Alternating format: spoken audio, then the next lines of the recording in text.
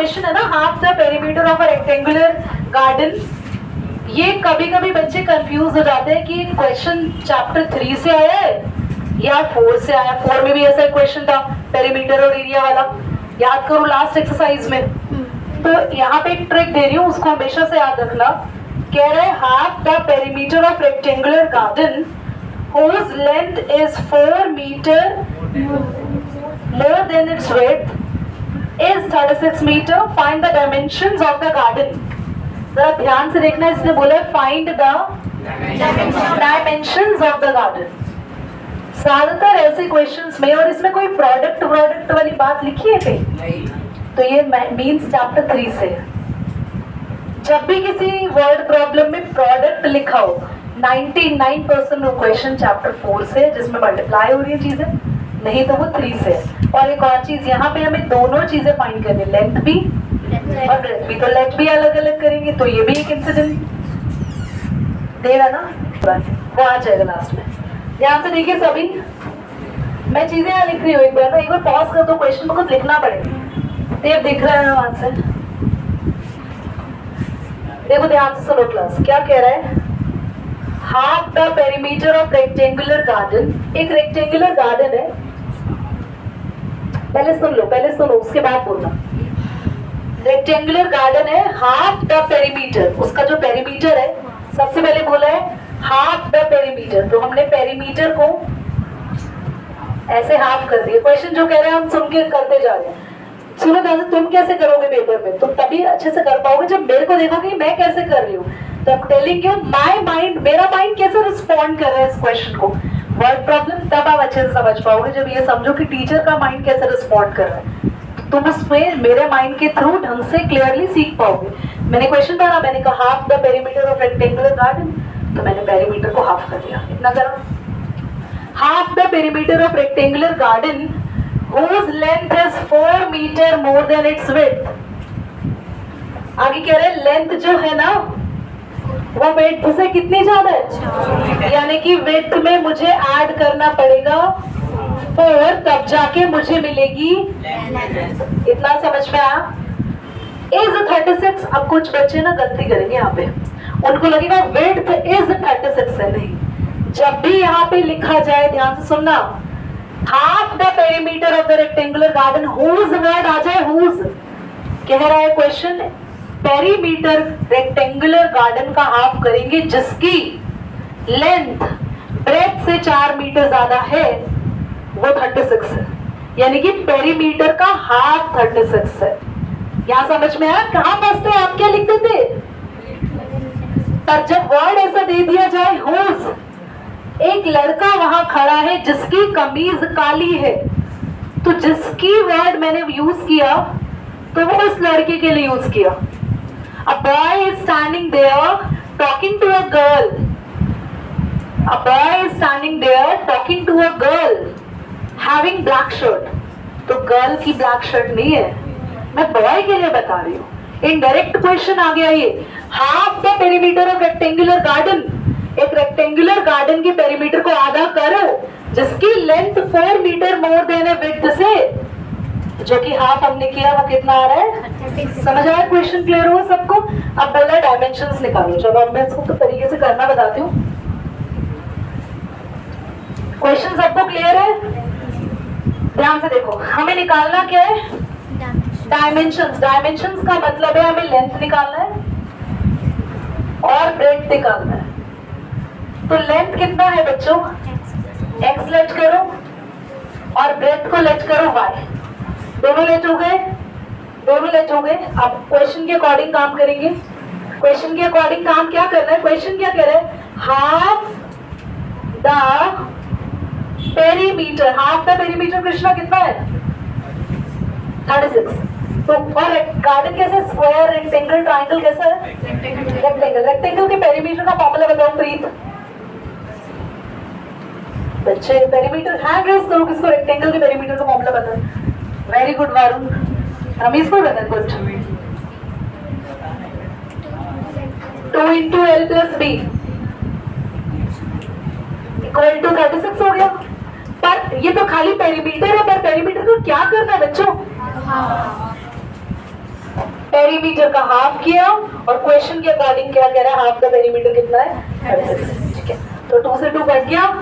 Length को हमने x माना है, ब्रेथ को हमने y। क्या हमारी पहली इक्वेशन आ गई बच्चों? आ गई ना? अब हम आगे हाफ का पेरीमीटर करके वैल्यू दे रखी है, ये तो नहीं बोला हुआ ना पेरीमीटर इतना है। Half the perimeter of rectangular garden, half the perimeter यानी कि पेरीमीटर का आधा ही दिया हुआ है। समझ में आया? क्वेश्चन में पेरीमीटर के आगे वर्ड भी तो देखो क्या लिखा हुआ है, हाफ। अब आगे क्वेश्चन क्या कह रहा है? Find the dimensions of the garden, half the perimeter of rectangular garden. और अब देखो दूसरी इक्वेशन कैसे बनेगी, ये तो हाफ द पेरीमीटर करके बन गया। अब अगली इक्वेशन के लिए हम क्या लिखेंगे? Length is 4 metre more than, तो क्या करें यार, लेंथ क्या है, विड्थ से 4 ज्यादा है, तो लेंथ क्या है x, लेंथ ऑलरेडी 4 ज्यादा है, तो लेंथ में 4 ऐड करोगे ऋषि या ब्रेथ में ऐड करोगे? ऋषि जोर से बोलो बेटा, तुम इतनी देर में रिस्पॉन्स कब से करने लगे हो? 9th में तो क्वेश्चन बोलने से पहले रिस्पॉन्स आता था तुम्हारा। कार्तिक हमने इसमें क्यों नहीं ऐड करा बेटा 4, हम यहाँ क्यों ऐड कर रहे हैं? कौन बताएगा?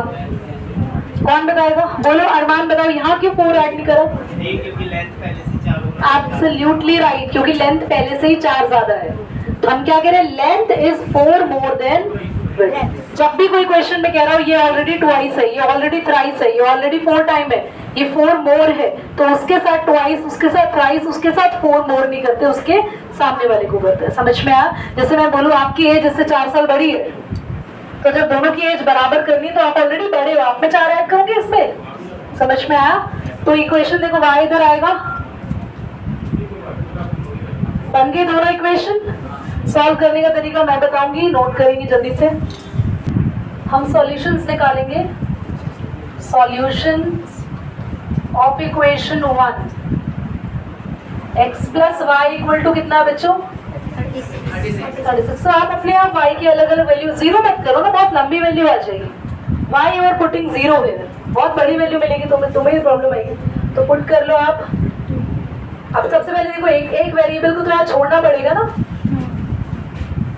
हम y की वैल्यू रखेंगे और x की अलग अलग वैल्यू आती रहेंगी।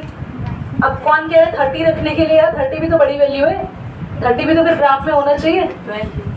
10 रख दे, 10 y को 10 रखें, x कितना आ जाएगा 16, और y को 16 रख दो, x 10 आ गया। y को 10 रखा, 36 में से 10 गया, x आ गया 16, और y को 16 रखा, 36 में से 16 गया, x कितना आ गया 20 आएगा क्या? हाँ 20, अरे गलती हो गई मेरी, माफ कर दो। 26 से बड़ा लग रहा है, पर चलो कोई बात नहीं, हम गैप बिगर ले लेंगे, कोई दिक्कत नहीं है। ठीक है, चलो करिए। 2 मैं सॉल्यूशंस लेती हूँ ताकि मेरे आंसर्स तो सही आएंगे। आप एग्जाम में करो ना तो कोशिश करना 3 सॉल्यूशंस के साथ करो, ताकि आपका कभी गलत नहीं होगा उस केस में। अच्छा ध्यान से देखो, मैं ये इक्वेशन ना लेके ये ले रही हूँ, बात तो एक ही है, मुझे फिर भी y को उधर लेके जाना ही पड़ेगा, तो सीधा ही ले लो वो वाली इक्वेशन। वैल्यू किसकी पुट करेंगे? y की, और आएगा। अब जान की थोड़ी बड़ी वैल्यू रखना, क्योंकि ऑलरेडी बड़ी बड़ी वैल्यूज हम लेके चल रहे हैं, तो वैल्यूज आप बड़ी ही रखेंगे। तो आप y की क्या वैल्यू रखेंगे? यहाँ पे y 20 रख दे, तो x कितना आ जाएगा, और y रख दो 10, तो x कितना आ जाएगा 40। ठीक है, वैल्यूज ले ली।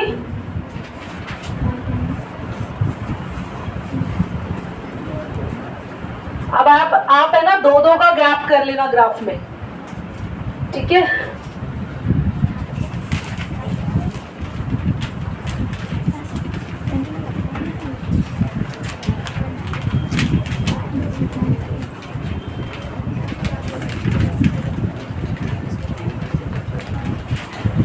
और भी ज्यादा गैप नहीं देना मुझे।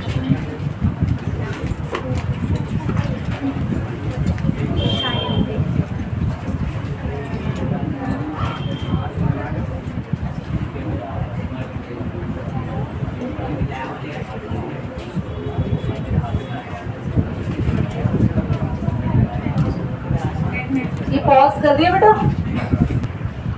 तो ग्राफ में सबसे नीचे डालो x की लाइन। क्यों दीदी? फिर नेगेटिव नंबर, नेगेटिव तो नहीं, नंबर है ही नहीं हमारा, सारे प्लस वाले नंबर है, तो ग्राफ में सबसे नीचे लाइन डालोगे ना तो फायदा रहेगा। और सबसे कॉर्नर में इधर डालना भाई, तो पूरा बड़ा ग्राफ मिलेगा आपको ड्रॉ करने के लिए। समझ में आया? ठीक है, तो ध्यान से देखो, सबसे पहले ड्रॉ करते हैं। 26x है, 26x है, और y कितना है? 10। 10 कहाँ है? ये रहा आपके पास। ठीक है, और अगली वैल्यू है x 10 है, y 26।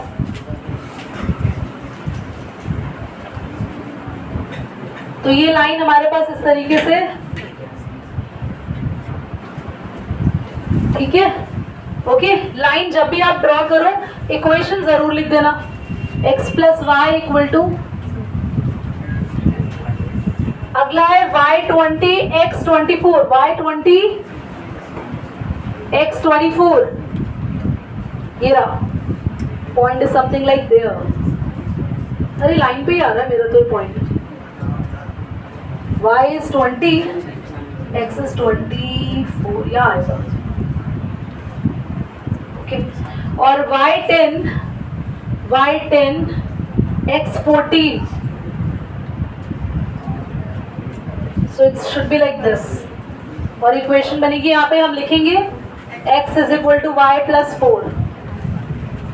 जहां ये दोनों एक दूसरे को क्रॉस कर रहे हैं, बेटा एक बार चेक करोगे आंसर क्या आ रहा है पीछे? लेंथ कितना आ रहा है बता दो एक बार।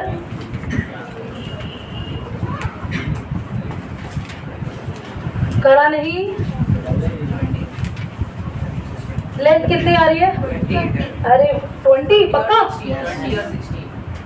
ये हल्का सा मेरा स्लाइटली मेरे को लग रहा है ऐसा नहीं आया, आना चाहिए था, बट कोई बात नहीं, क्योंकि मैंने रफ बनाया है। तुम्हारे ग्राफ पे बिल्कुल सही आई है, x की वैल्यू मेरी बिल्कुल सही आई 20, y मेरा एक्चुअली 18 आ रहा है, पर मैं जब रियल में ग्राफ पे बनाऊंगी, क्योंकि ये लाइन मैंने जान के देखा, पॉइंट शिफ्ट कर दिया था हल्का सा टेढ़ी, तो आप एग्जैक्टली उस वैल्यू को अपडेट करेंगे। समझ में आया? जहां इंटरसेक्ट कर रही है वो पॉइंट आप ढूंढोगे। चलो बेटा पॉज करो। क्वेश्चन नंबर 6 कह रहा है कि आपको एक इक्वेशन दे दी और इससे मिलती जुलती इक्वेशन खुद बनाओ जो इंटरसेक्टिंग हो, जो पैरेलल हो और कोइंसिडेंट हो। चलिए देखते हैं इक्वेशन का हम कौन सी दे रखी है, में जोर से बोलो। 2x plus 3y minus 8 equal to 0। Board पे देखेंगे सभी। मैं एक यहाँ पे फॉर्म करना बता रही हूँ, बाकी दोनों खुद करोगे, पर सीखोगे तब। सुनिए ध्यान से। फर्स्ट पार्ट में हमें बनानी है इंटरसेक्टिंग लाइन। इसके लिए आपको याद होना चाहिए ratio a1 upon a2 not equal to है b1 अपॉन b2। यहां तक कोई डाउट है तो बोलो। बढ़िया, चलो आगे आ जाओ। तो इसका मतलब हम इसके अलावा जो भी इक्वेशन अलग से लेट करेंगे उसका a1 अपॉन नीचे जो a2 आएगा, लेट द इक्वेशन इज, मैं जान के इक्वेशन 2 के नीचे ऐसा नंबर ले रही हूँ, मैं 2 के नीचे 3 ले रही हूँ, तो क्या आएगा 2 अपॉन, यहाँ पे क्या है 3, इसके नीचे 2 ले लो, अपनी मर्जी का कुछ भी ले लो, और इस बेचारे को तो देखना ही नहीं है, -8 है, -8 ही ले रही हूँ मैं तो जान के छेड़ने के लिए, भैया सेम ही रहो। ध्यान से देखो, मैंने क्या लिया 2 अपॉन 3, अगला क्या रेशो बनेगा 3 अपॉन 2, क्या सेम होते हैं ये? लिखेंगे देयरफॉर 2/3 a1/a2 कॉमा b1/b2 कितना है, जल्दी बोलो। बेटा बंद कर रहा उसको।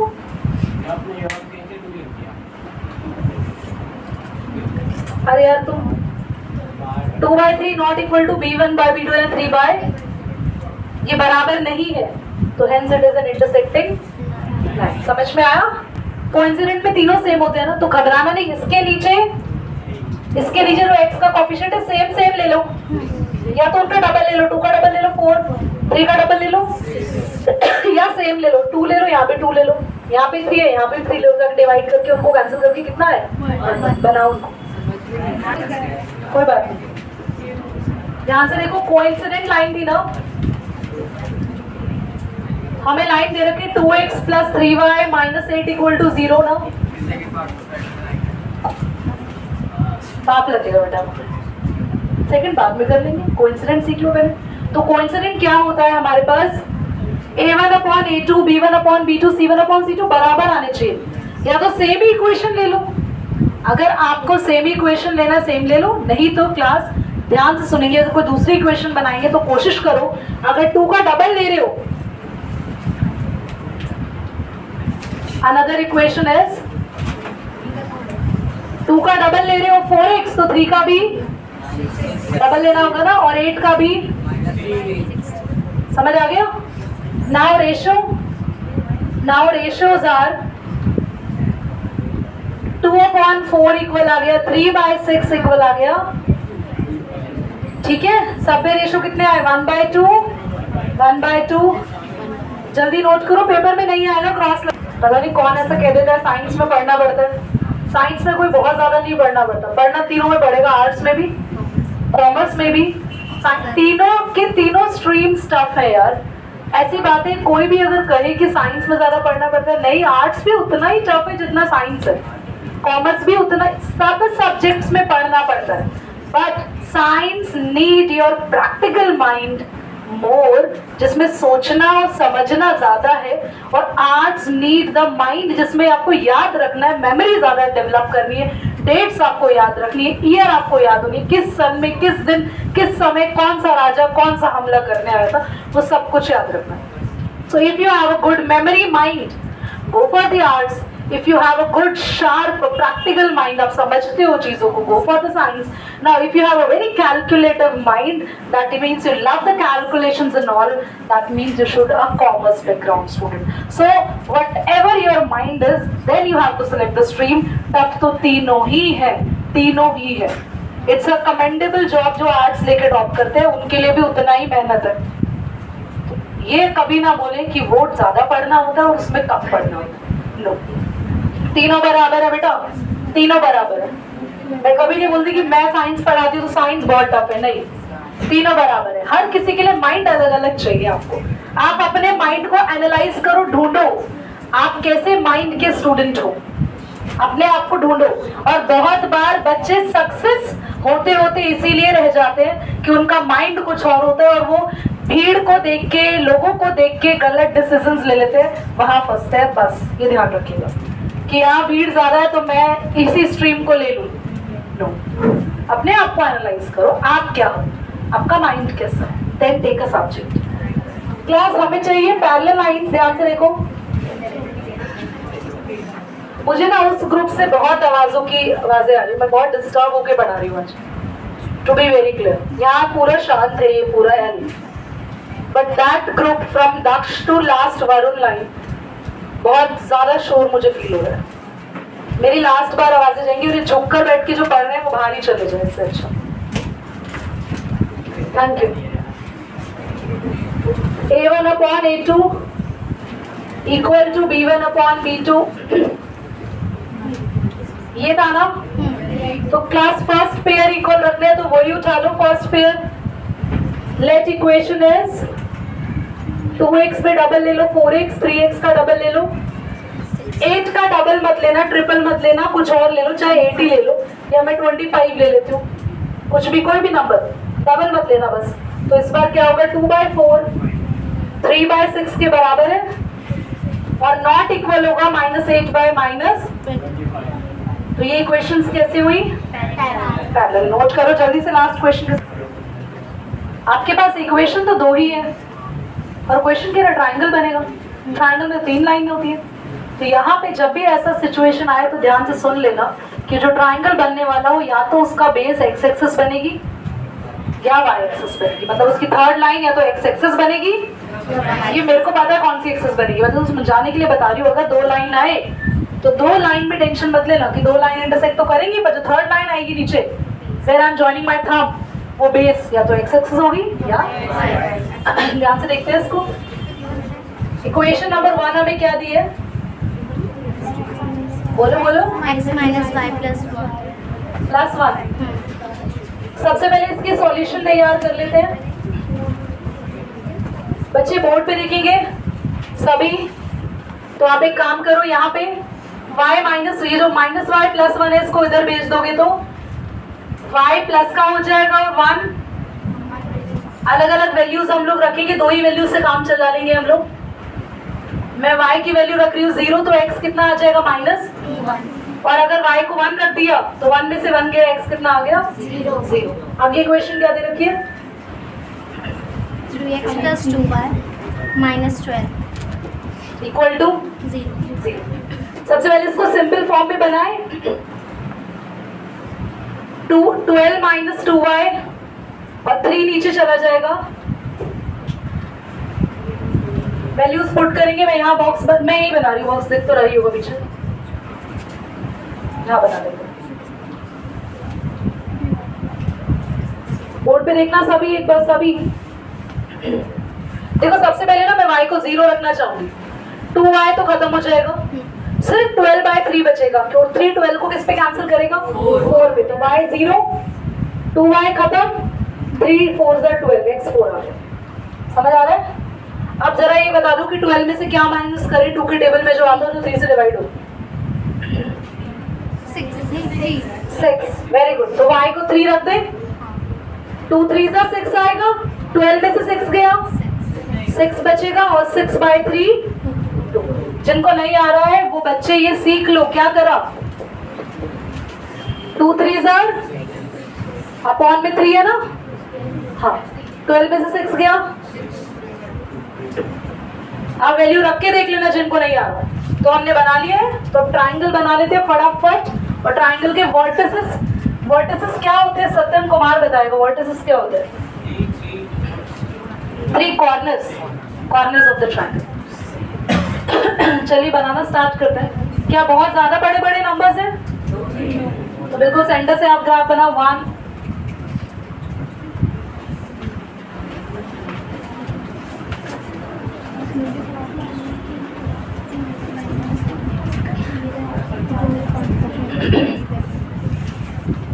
तो आपके पास है y 0x -1। ध्यान से देखिएगा बच्चों, y 0x -1, तो ये पॉइंट आएगा ना। y1 और x 0, y1 है, y1। तो लाइन बना दे यहीं पर ही। क्या बच्चा? अरे यार वैल्यू उल्टी लिखी, -1 0 और 0 1, ठीक है। अब वैल्यू पुट सही करिए। देखो x -1 है, -1 याद है, ठीक है। y1 है, x 0 है, तो y पर ही बनाया 1। पुट सही करिए। अगले पे आओ।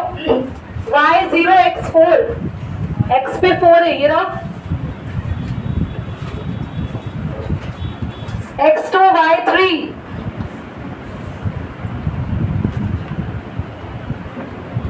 यहाँ आ रहा है पॉइंट लाइन पे। चलो आने दो क्लास। ये देखो बन गया ट्राइंगल आपका, और 3 कोऑर्डिनेट पूछे थे, तीनों के तीनों रेडी हो गए। समझ आया? 1 और थर्ड ये रहा, सेकंड ये रहा, थर्ड। अब मेरे को डाउट है कि थर्ड जो है ना आपके ग्राफ में थोड़ा अलग आएगा। अच्छा बना लेना थोड़ा सा, बिल्कुल एग्जैक्टली क्रॉस इस पे नहीं करेगा। चलो देखिए, कोऑर्डिनेट के नाम दे देना। ये वाला B एंड दिस इज। इसमें एक और चीज ऐड करवानी है।